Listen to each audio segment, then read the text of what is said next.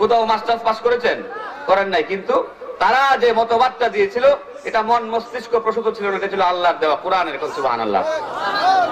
আমার বন্ধুগণ, আল্লাহ পাক বলেছেন, মা ইয়ানতিকু আনিল হাওয়া ইন হুয়া ইল্লা ওয়াহয়ু ইউহা। আল্লাহ পাক বলেন, আমার নবী রাসূলগণ নিজেদের মন মস্তিষ্ক প্রসূত কোনো কথা বলেন নাই, আন্দাজ অনুমান দিয়ে কোনো কথা বলেন নাই। আমার নবী যেটা বলেছেন সেটা হচ্ছে ওহী।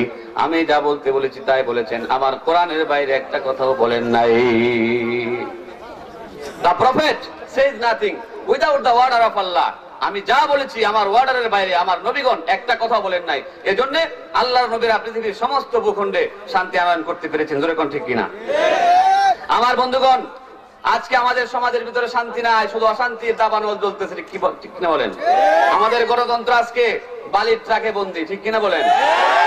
আমাদের সমাজের ভিতরে শান্তি নাই, কোথাও শান্তি নাই, শান্তির কোনো চিহ্ন আমাদের মধ্যে নাই। কারণ হচ্ছে শান্তি দেবার জন্য যে নীতি এবং যে ফর্মুলা প্রয়োজন আমরা সেটা গ্রহণ করি নাই।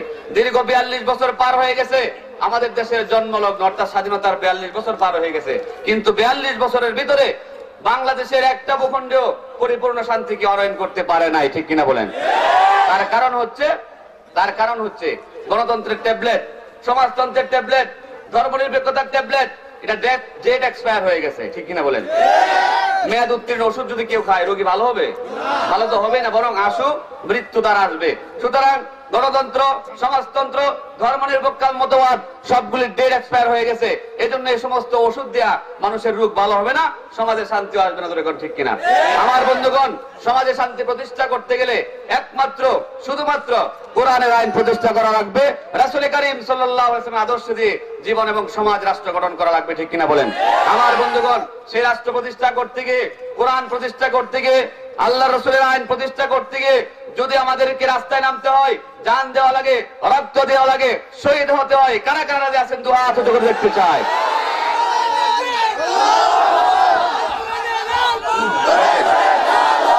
আমার ভাইরা, কোথাও আজকে শান্তি নেই, শান্তি আছে।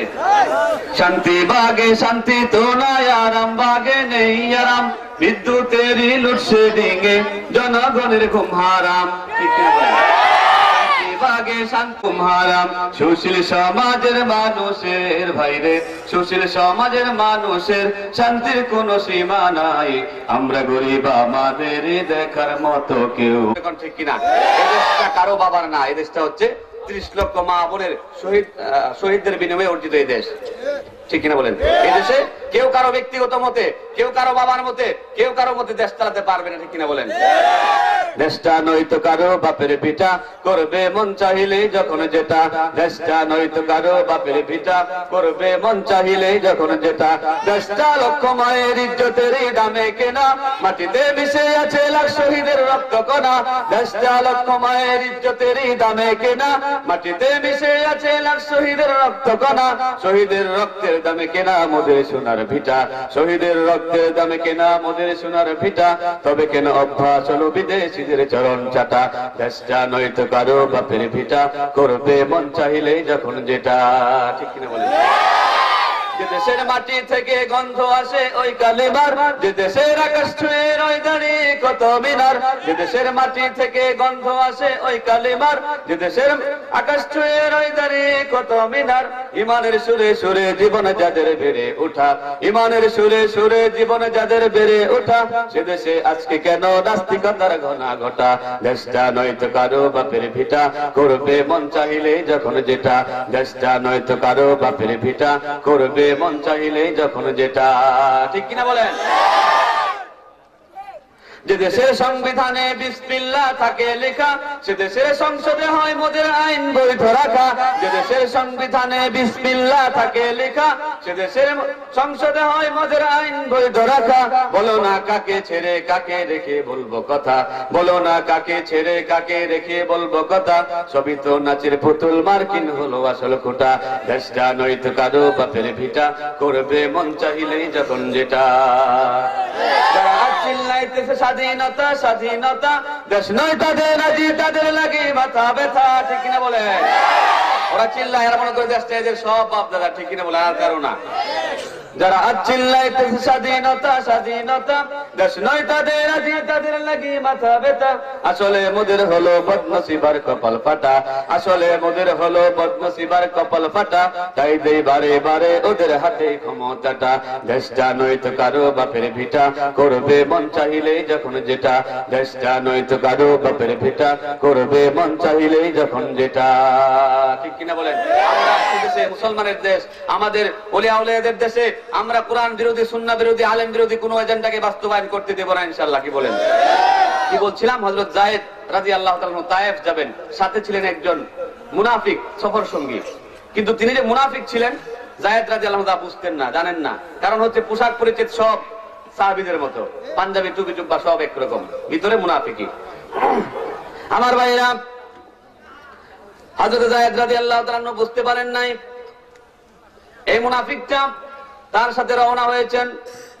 হাঁটতে হাঁটতে তায়েফ যখন পৌঁছে গেলেন, তায়েফ যাওয়ার পরে আল্লাহর নবীর সাহাবী যায়েদ বললেন, আমি তো ক্লান্ত হয়ে গেছি, পরিশ্রান্ত হয়ে গেছি, টায়ার্ড হয়ে গেছি, আমাকে একটু বিশ্রাম করা লাগবে।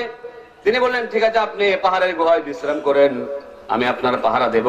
হযরত যায়েদ ইবনুল হারেসা রাদিয়াল্লাহু তাআলা বিছানা ছাড়াই শুয়ে গেলেন পাহাড়ের গুহার মধ্যে। তিনি ঘুমায় গেলেন।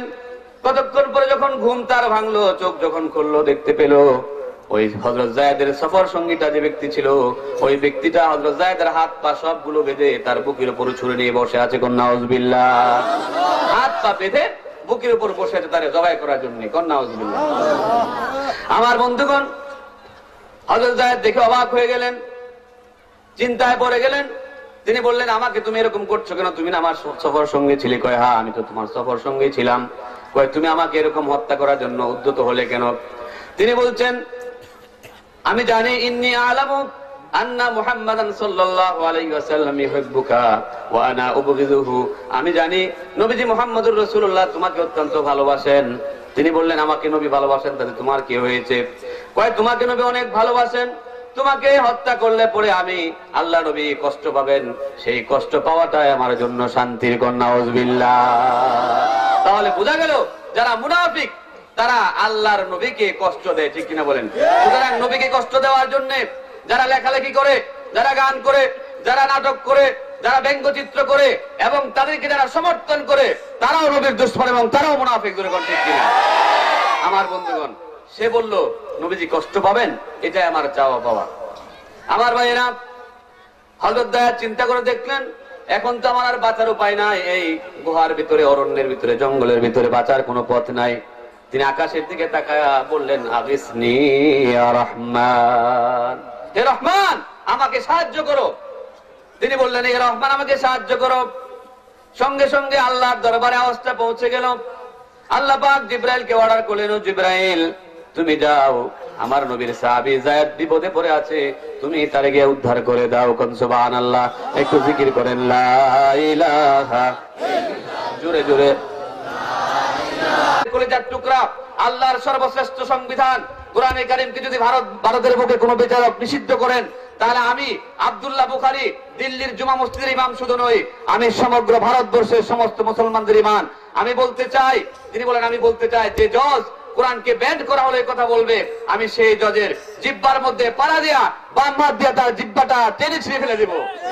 আমার বন্ধুগণ, এরকম ইমান আমাদের হওয়া লাগবে, এরকম ইমাম হওয়া লাগবে। ঠিক কিনা বলেন? আমার বন্ধুগণ, ইমাম সাহেব ভাইরা যারা আছেন, কথা তো অনেকেই বলেন, কিন্তু আরো সাহস করে বলবেন, কারণ আপনার রিজিকের মালিক কে? আপনার সম্মানের মালিক আল্লাহ। যদি আপনি সত্য কথাটা নাই বলতে পারেন, আপনি যদি সত্য কথা না বলতে পারেন, আমার অনুরোধ, আপনি ইমামতি ছেড়ে দেয়া, আপনি রিক্সা চালায় খান, তাও বলো। ঠিক কিনা বলেন? কি হবে আলেম হয়ে ইমাম সেজে সমাজেতে, পারো যদি সত্য কথা উচ্চ স্বরে না বলিতে। কি হবে আলেম হয়ে ইমাম সেজে সমাজেতে, পারো যদি সত্য কথা উচ্চ স্বরে না বলিতে। চাকরির ভয় করো যদি, ছেড়ে দাও ওই না গদি, কি হবে ধোঁকা দিয়ে আল্লাহকে। আপনাদের কি সঙ্গীতগুলো খারাপ লাগে? কি হবে ধোঁকা দিয়ে আল্লাহকে, কি হবে বেঁচে থেকে, বলেন, কি হবে বেঁচে থেকে। অযথা বিদ্যা শিখে যদি না গড়তে পারি শোষণবিহীন সমাজটাকে, কি হবে বেঁচে থেকে, কি হবে বেঁচে থেকে। কি হবে নামাজ রোজা ইমানদারির বড়াই করে, যদি ওই খোদার কোরআন নর্দমাতে থাকে পড়ে। কি হবে নামাজ রোজা ইমানদারের বড়াই করে যদি ওই খোদার কোরআন নর্দমাতে থাকে পড়ে? কি বা জবাব দেবে, কিভাবে মুখ দেখাবে আমাদের আগামী সেই প্রজন্মকে? কি হবে বেঁচে থেকে, কি হবে বেঁচে থেকে অযথা বিদ্যা শিখে যদি না গড়তে পারি শোষণবিহীন সমাজটাকে?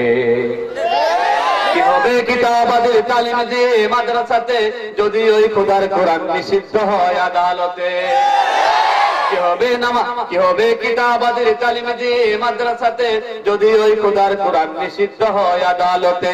কাফনের কাপড় মাথায় ময়দানে আয় ছুটে আয়, কাফনের কাপড় মাথায় ময়দানে আয় ছুটে আয়, বিলিয়ে দে না তোদের জীবনটাকে। কি হবে বেঁচে থেকে, কি হবে বেঁচে থেকে অযথা বিদ্যা শিখে যদি না গড়তে পারি শোষণবিহীন সমাজটাকে? কি হবে যুবক নামের বোঝা হয়ে এই ধরাতে, কি হবে পুরুষ নামে বোঝা হয়ে এই ধরাতে যদি যাই ঘুরে ফিরে ক্ষমতাটা নারীর হাতে? ঠিক কিনা বলেন? আমরা তো পুরুষ, কিন্তু আমাদের দেশের নারী হচ্ছেন প্রেসিডেন্ট। কি বলেন? প্রেসিডেন্ট নারী, সংসদের উপনেতা নারী, তারপরে স্পিকার নারী, বড় বড় পদ নারীদের। শুধু বাইতুল মোকাররমের মসজিদটা বাকি আছে। ঠিক কিনা বলেন? আমরা বাইরের রাস্তা গেলে, সৌদি আরব যারা গেছেন আমরা নাকি শুনছি, ওরা আমাদেরকে লজ্জা দেয় যে তোমাদের দেশের তোমরা কি পুরুষ নাই? কই কেন? কই তোমাদের দেশের সবকিছু মহিলারা দখল করছে কেন? ঠিক কিনা বলেন?